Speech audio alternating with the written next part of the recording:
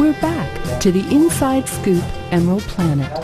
Here again, your host, Dr. Sam. Hello, and thank you for being with us as we look around the globe, searching for those ideas, those processes, the materials, the technologies that may take us through the 21st century.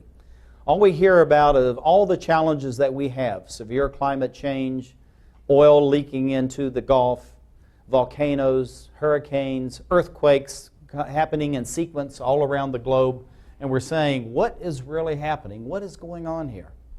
And are we actually taking many steps back as far as the development of civilization?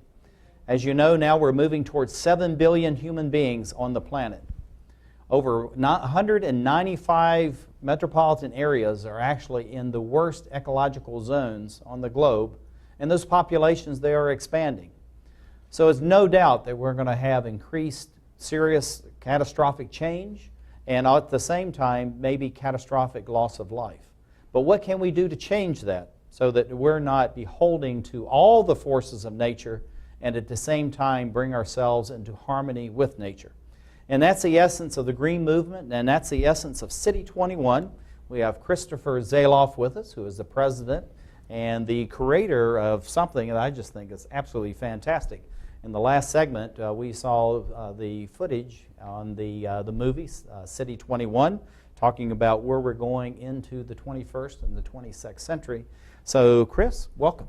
Thank you. Glad to have you here. And I want to bring up this first slide. I like this graphic that you have here as far as this whole cycle and looking at the urbanization. As we talked about in our last segment, 54% of the world's population are now in urban areas for the first time in history of humankind.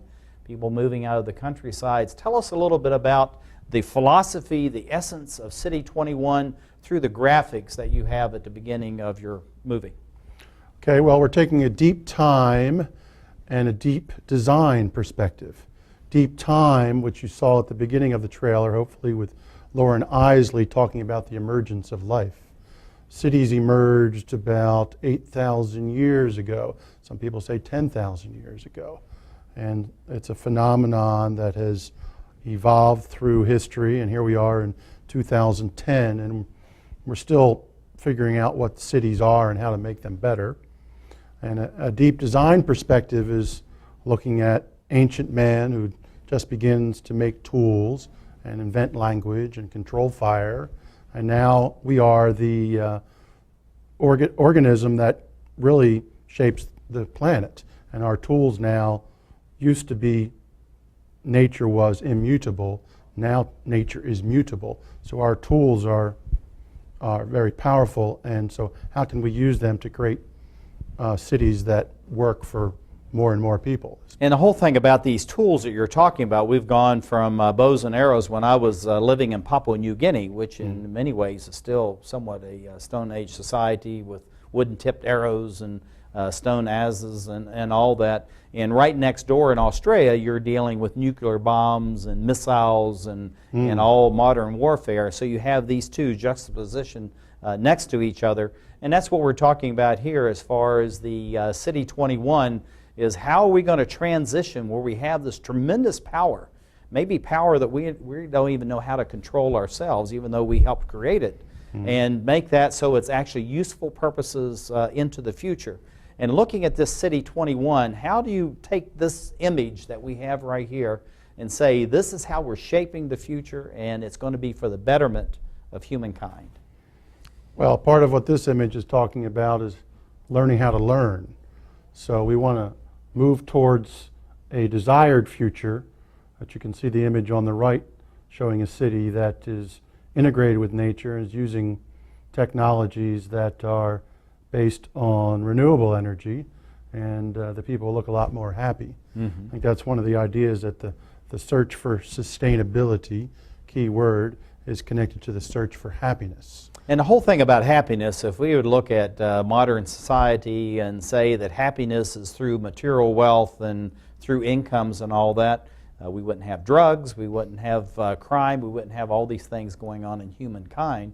But yet, you know, from the start of civilization all the way through, regardless of the socioeconomic standing or wealth, we still have all these detriments within society, but yet we're trying to move beyond that and hopefully bring about a better life and also a better environment which to shape and mold future generations. And I believe that's some of the essence of City 21, if I have the full meaning of what it is you're trying to convey.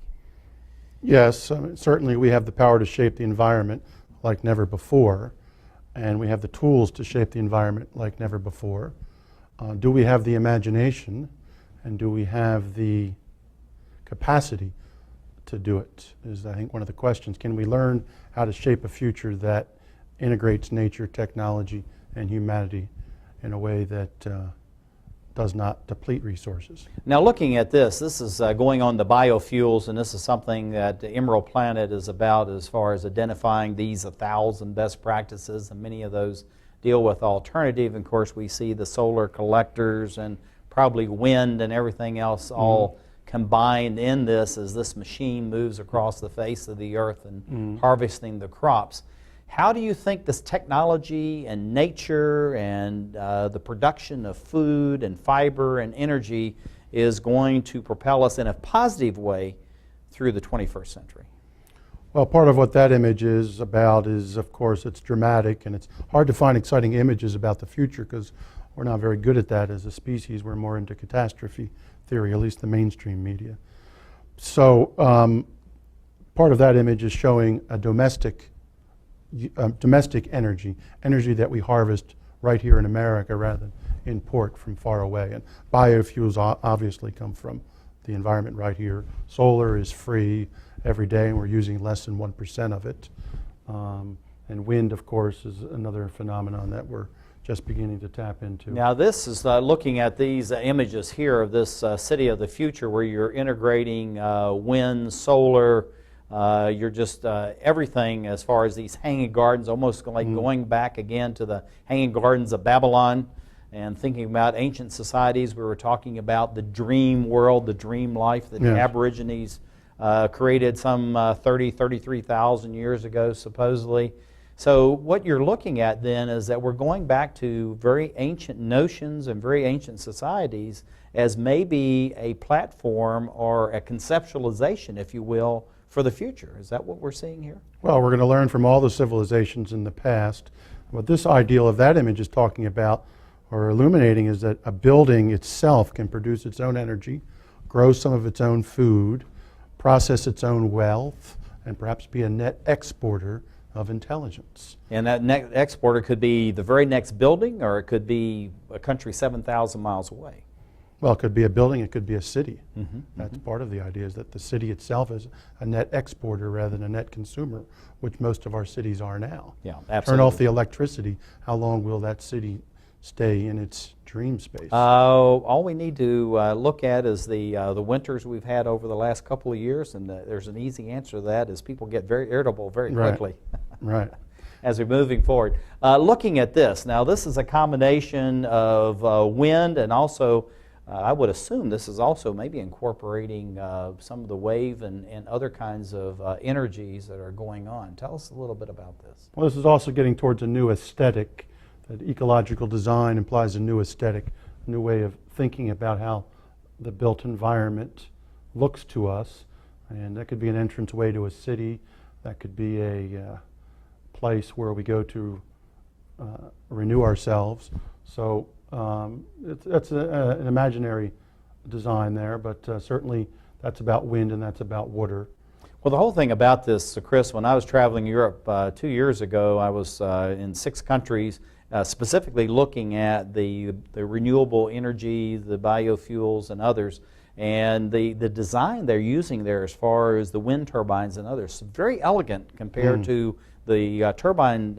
Here it's very functional, it's technical, it's supposedly very efficient, but yet they have this efficiency, the technology, and all that tied in, but still it's a very elegant design. And I think that's what I'm seeing in some of these conceptualizations that you have here, is that yes, it's utility, it's technology, but yet it has an elegance, a simplicity. And now I draw that simplicity out of the Zen of Japan and other places, where you're bringing these efficiency of lines use of less materials, but yet a very sophisticated and high level of life. And I think that's what you're all about. Yeah, well, you got the key there. You got the clue, elegance. And that's an architecture and design challenge, how to integrate it into our everyday life so that it uplifts us and it's not intruding. And this is like third generation now of ecological design, and I think we're moving towards that, where the designs are part of everyday life. They're not intruding, and the historic preservationists don't get upset that perhaps we can see this as a evolution of civilization. As we're moving in. Looking at this right here, we're talking about hydrogen, and of course, many of the seminars I attend in Washington, D.C. and abroad saying that hydrogen's 50 years away. Yeah, but if you look at what's going on in Iceland and some other countries, they're saying, we're already using hydrogen. I mean, why would you say it's 50 years away? So where is this balance between what's going on in various nation states, and how can we share that information so that technology of one nation state is shared equally with others? Well, that's a good question. That's the first hydrogen station in the world, I believe, there in Iceland. Certainly the future is not being invented out of the political structure. It's being invented through design and inventors in general. So that's where we have to look, and things can happen very quickly. Yeah, and as you get like you have this first station in Iceland and you move forward, then someone says, well, in France and the United States, maybe even South Africa, say, we can improve on that, and they just proceed to do it. Right. And once you have the breakthrough, and that's what's really needed, is a breakthrough, just like the 1 minute mile. How fast can you do it? And then everybody starts breaking the barriers. And it is connected with policy, because Iceland has a national policy that they want to be the first energy self-sufficient state. And they want to be totally carbon neutral as a nation state as well, which is very, very important. So they're doing it. They're not just talking about it. Yeah. Looking at the last 30 seconds, what do you see for the future, and how is City 21 contributing to that? 30 seconds. Well, the future is always something that we co-create as human beings in an environment. City 21 is about giving glimpses and giving clues and showing allegories from other projects. And so by tapping into this film and the database, there's a companion book, we can learn from others and learn how to create a future for ourselves. Looking at this whole future and the Emerald Planet, there will be many other times we'll be investigating this notion as we look at this concept of elegance as we move forward to utility with the Emerald Planet.